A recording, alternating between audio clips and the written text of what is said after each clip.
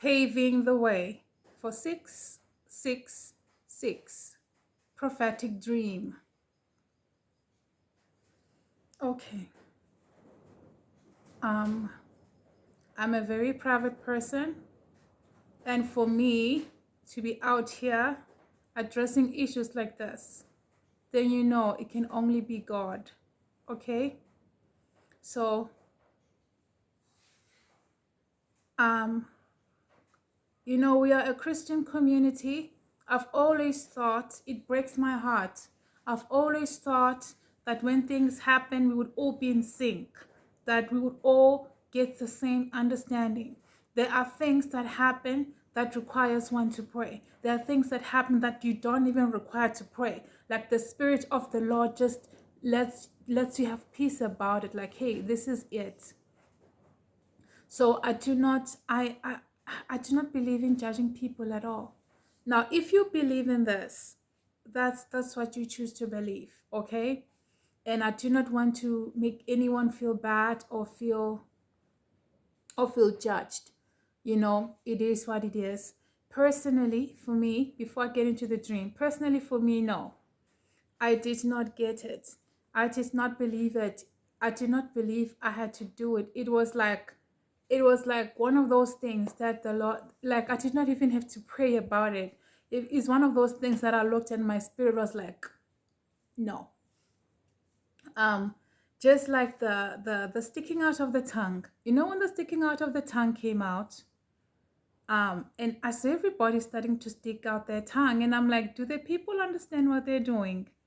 And some Christians were posing like that in their pictures.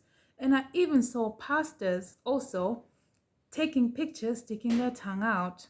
And I was surprised, like, it's amazing how we don't see things the same. I think it was then that I began to understand that I must not think that we are not really in sync as people as we think. Okay, but then it's not to judge, it's just that thing, an eye opener, that we're not really flowing in sync. No, we're not.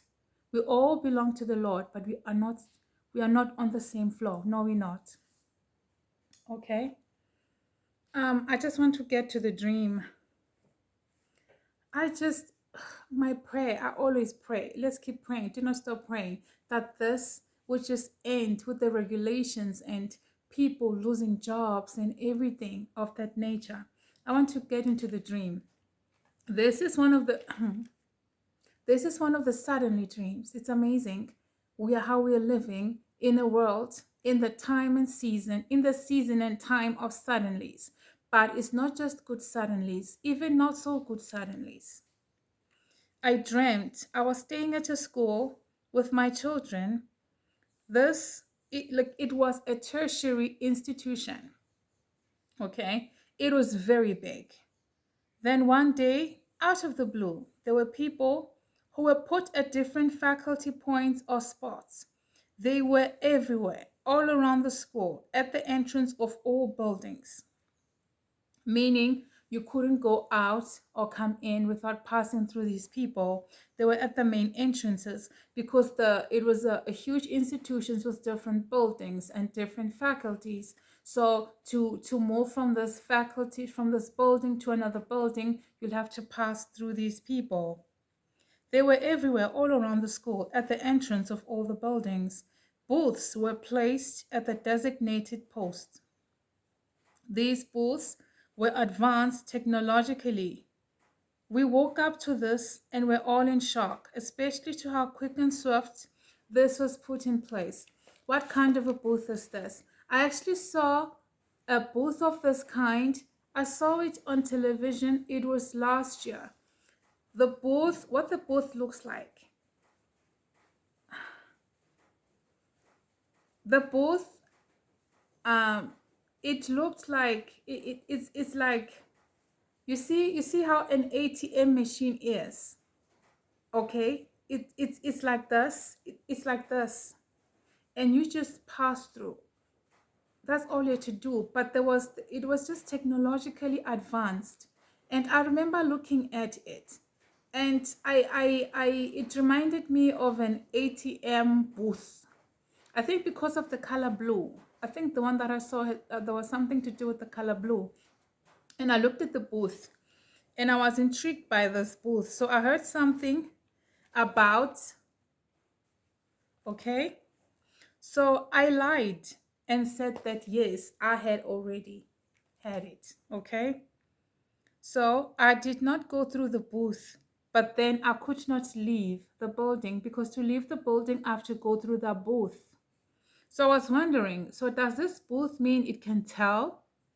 Does this booth mean it can tell that I have or not? So if I pass through this thing and it can detect that I haven't, then does it not prove that there was perhaps a grain of rice that was left inside the people who did? This is me thinking, hey? So I could not leave the building. I was trapped. My children were with me. They were as alert and conscious as I was. They took the situation very seriously and maturely. I was so proud of them. There was a soberness and resolve about them. They were little soldiers for the Lord. I hung around the booth with my children. I was curious to see how the machine worked. I saw as some went through the booth. They were advised to take now they were advised to take the grain. Now it was advised that they take the grain. Does it make sense? It was advised that they take the grain. I don't even know if I'm even allowed to even say the thing. The grain is the CHIP, ne? So they were advised to take the grain. Now I don't even know what's allowed, what's not allowed. Like, so people are advised to take the rice grain or suffer dire consequences. It was advised that was delivered more like an ultimatum. A lot of people gladly agreed to take the rice grain immediately. Okay. So now a lot of people, okay, I knew in my spirit that this was not right. And I knew I could not partake of this. There was very little resistance. Many people adhered to this law. The few who did not comply were taken away. I do not know where they took them. The thought of being taken away from my children, being separated from them, my little family scattering, was a thought that broke me. But the Lord immediately made a way of escape, for I did not have a plan and I was stranded. Now here I am looking at the booth, wondering like what is it for? Like what is it supposed to detect? But then people are just told like you need to have this rice grain. We want this rice, we're gonna put the rice grain. If you put the rice grain, everything is just gonna work out. Now, there was a chief from KZN. There was a chief from KwaZulu Natal. I'm from South Africa. Okay, KZN from Durban, who had come to the school for a few days with his family. Like I said, this school was like some sort of it was like what, a school slash it was like also a vacation. What did I say in the beginning? It was a tertiary institution, but it's like, what can I say? It was like also like a place where it was like some sort of a hotel, like a place where we go to for vacation, like, you know, a place where we stayed for on vacation. So there was a chief from KZN who had come to the school, who had come to this institution for a few days with his family. On hearing that the school had been invaded overnight, without warning, he took it upon himself to protect me and my children.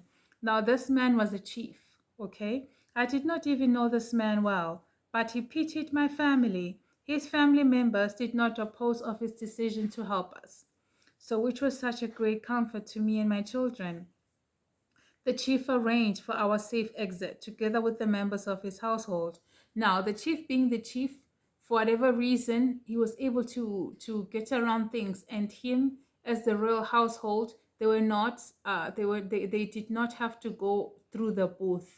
I think it was as if it was believed that it was already done or administered at his home, or everything will be done and administered at the chief's homes. So it was not like pressure on them. But so for us to leave the facility, he was allowed to leave together with the members of his family. Okay. Now they were not surprised at the number of people who was with him. He's the chief, you know.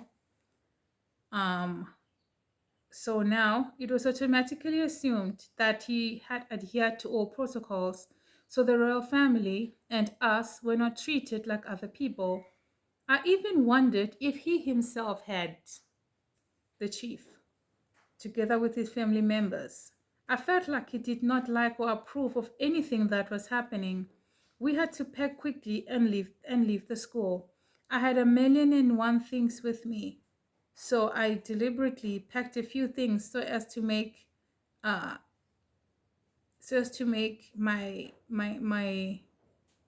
packing easy and to make it quickly. I'm just cutting down the dream. I'm just looking at the rest of the dream, and I feel I've shared what I needed to share. So yeah, guys, that's the dream.